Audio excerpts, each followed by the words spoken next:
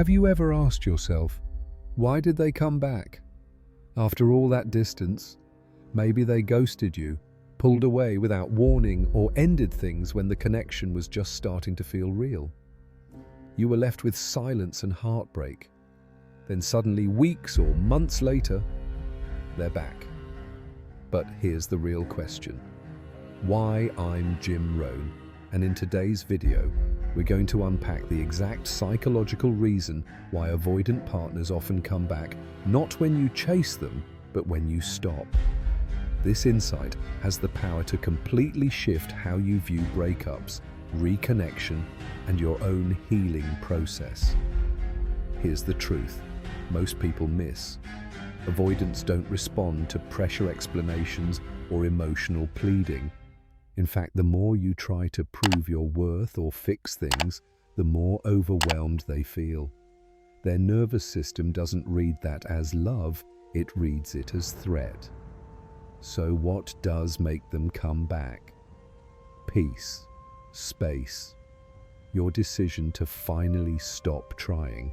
In this video, I'll walk you through what really happens in an avoidant's mind after a breakup, why your silence speaks louder than any message you could send, and how shifting your energy not as a tactic, but as a genuine act of self-respect can change everything. We're not talking about games, we're talking about emotional clarity, and the moment you reclaim your peace instead of chasing validation, something surprising happens not just in them, but in you. If you're tired of the emotional roller coaster, tired of wondering what you could have done differently, and ready to understand what truly creates magnetic lasting change, hit that subscribe button now. You don't want to miss this one. Let's talk about what actually made the avoidant come back and why choosing yourself was never a loss. It was the beginning of everything. Let's get right into it, because if you've been involved with someone who has a dismissive avoidant attachment style, you know how confusing it can be when they pull away just as things seem to be going well.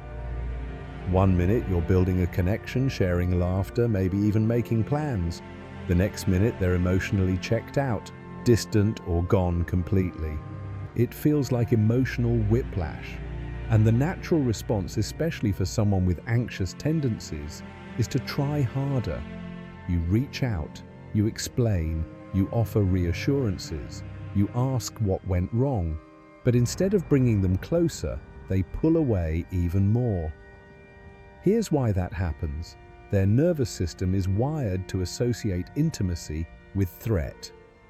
That might sound dramatic, but for dismissive avoidance, closeness doesn't equal safety, it equals emotional risk. They may have grown up in environments where vulnerability wasn't respected, emotions were dismissed, or connection felt inconsistent and conditional. So as adults, when real closeness begins to form, their system interprets it as danger. It's not that they don't care about you. It's that caring feels threatening. So when you try to repair the connection, when you call, text, pour your heart out, what you mean as love, they interpret as pressure. Not because you're doing anything wrong, but because their emotional reflex is to protect, not open. They retreat because their emotional walls are designed to keep them safe, even if that means shutting out someone who genuinely wants to love them. This is where the key shift happens. Avoidants don't come back when you chase. They come back when you stop chasing. Not as a manipulation, but as a true energetic shift. When you finally stop texting, stop explaining, stop trying to prove your worth or change their mind, something powerful happens. You redirect your energy inward. You start focusing on your peace, your healing, your joy. And that shift changes everything. Let me give you a real-life example. Imagine you've been dating someone for a few months, and after a string of meaningful dates, they suddenly go cold. Texts get shorter, plans get vague. You try to check in, "Hey, is everything okay?" and get a flat, non-committal response. You send one last heartfelt message, hoping it breaks through the wall, and then nothing. Radio silence. For weeks. So finally you stop. You stop reaching out. Not in a dramatic "I'm done" kind of way, but with calm, quiet clarity. You start pouring into yourself. You spend time with friends, take that weekend trip, revisit the hobbies you'd shelved. You aren't pretending you're fine. You become fine because you stop tying your emotional stability to someone else's availability, and then out of nowhere, a message pops up. "Hey, I've been thinking about you. That avoidant partner who seemed so gone is now peeking back in." Why? Because your absence gave them something they weren't used to. Space without guilt. Silence without punishment. You stopped being the emotional pursuer, which took away the pressure they were subconsciously reacting to. This isn't about playing games. It's about understanding how avoidants process emotions and connection. They need space to feel instead of defend. When you're always there, ready to talk, fix, reassure, their defenses stay up. But when you're not there in that same emotional way, when you stop trying to carry both people's emotional needs, they finally have the quiet needed to reflect.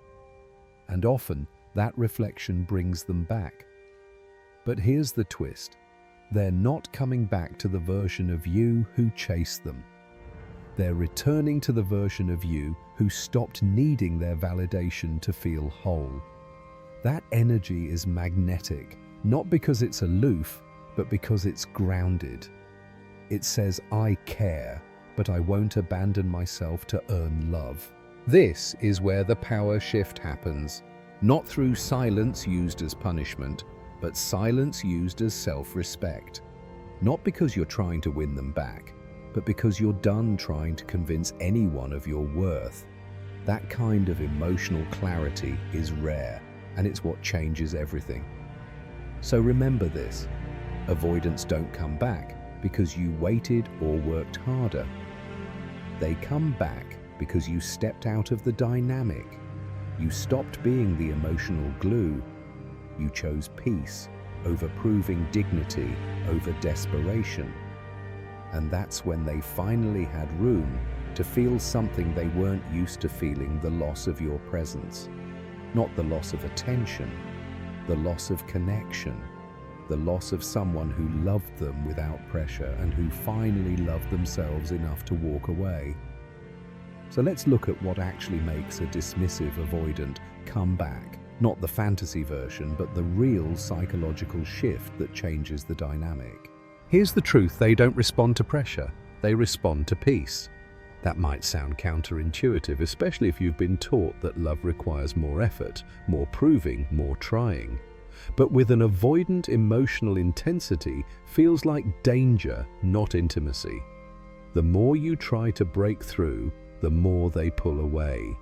What changes everything is when your energy shifts, not as a trick, but as a reflection of real emotional clarity. Think of it like this: when you stop texting to check in, stop over-explaining, stop walking on eggshells to keep their interest. You're not punishing them, you're releasing them. And more importantly, you're releasing yourself. You're stepping out of a dynamic that was draining you and stepping into one where your peace matters just as much as theirs. That kind of shift removes the emotional weight that triggers their defenses. It stops their nervous system from bracing for impact every time your name pops up on their phone. What brings an avoidant back isn't a perfectly worded message or a grand gesture. It's space without guilt or punishment. They don't know what to do with silence that's not angry, calm, detachment, that's not manipulative. When you step back without drama, without the emotional explosions or chasing behaviors they're used to, it disrupts their expectations. It actually creates a sense of emotional safety, the very thing they fear but secretly crave. And when you stop caretaking the emotional load, when you stop being the one who checks in, keeps the connection alive, makes excuses for their behavior. They feel the shift. There's now a gap where your constant emotional effort used to be. That's not emptiness, it's contrast. It's the absence of your emotional caretaking. And they notice. They feel it in the silence, in the space you've left behind. Now here's the most important part. Your grounded silence is not a tactic, it's a reflection of healing. You didn't go quiet to get them back. You went quiet because you finally chose you. You stopped playing a part in a one-sided emotional script. And that silence isn't angry. It's not cold. It's calm, steady, and full of dignity. It's the kind of silence that says, I love you, but I love me more. This kind of silence is powerful because it creates space for the avoidant to actually feel, to process, to miss, and to reflect. When they no longer feel like they're being chased or emotionally cornered, their walls start to come down. That's when they start wondering what they lost. That's when curiosity replaces defensiveness. But here's the twist: by then, you may not want them back. Because the version of you who had to chase love has evolved. You've become someone who understands that real connection isn't built on pressure, but on mutual safety, presence, and emotional accountability. And that's the version of you they remember, not the one who begged, but the one who walked away with peace. Here's where things really start to shift, the part most people don't realize until they've lived it. Avoidants are used to you staying emotionally invested even after they pull away. That's the pattern. They retreat, you pursue. They disconnect, you reach out. And whether they admit it or not, they've come to expect that rhythm. It gives them a false sense of control. They assume your love will be there on standby, quietly waiting for them to figure things out. But the moment you stop playing that role, when you reclaim your peace and step back, not to manipulate, but because you finally had enough, the dynamic changes. Now, instead of you feeling the ache of their absence, they start to feel yours.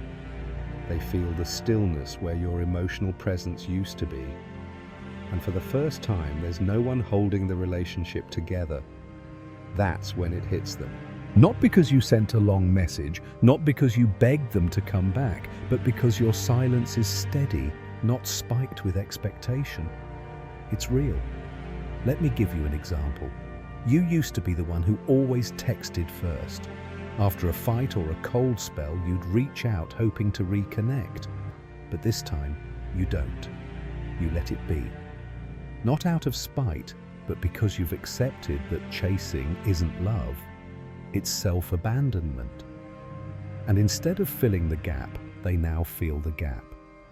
Your emotional availability, the care and connection they once took for granted, becomes noticeable only now that it's gone. That's the power shift. You're no longer emotionally circling them. You've stepped into your own center. And that space, that absence, is often what begins their awakening. Not your effort, your exit. Let's bring this full circle, because this isn't just about an avoidant partner coming back. It's about you coming back to yourself.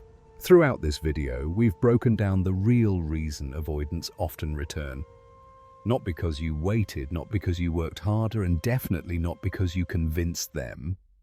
They come back when you stop chasing. When you stop making them the center of your emotional world and instead start reclaiming your peace. We talked about how avoidants are wired to fear emotional closeness, how they interpret intensity as pressure, and how your love, though genuine, can sometimes activate their defenses. But we also explored what actually creates connection in their world: calm energy, safe distance, space, without punishment, and most of all, your grounded silence. Not silence as a strategy, but as a reflection of the deep inner shift that happens when you stop trying to be chosen and start choosing yourself. And that brings us to the most important takeaway of all. The avoidant doesn't return to the version of you who chased them. They return to the version of you who outgrew the need to. Not for revenge, not to teach them a lesson, but because your healing made you whole, and wholeness is magnetic. Letting go isn't failure, it's not weakness. Letting go, when done from a place of clarity, strength, and self-respect, is one of the most powerful choices you can make. It says, I will no longer abandon myself to keep someone else close. And that decision shifts everything, not just the relationship, but you. Thank you so much for spending your time here today. If this video gave you clarity, encouragement, or a new perspective on your healing journey, I'd love for you to hit that subscribe button, give the video a like, and share your thoughts in the comments. What part resonated most? What shift are you ready to make? Your voice matters. Your peace matters. And here we grow together, one choice at a time. See you in the next video.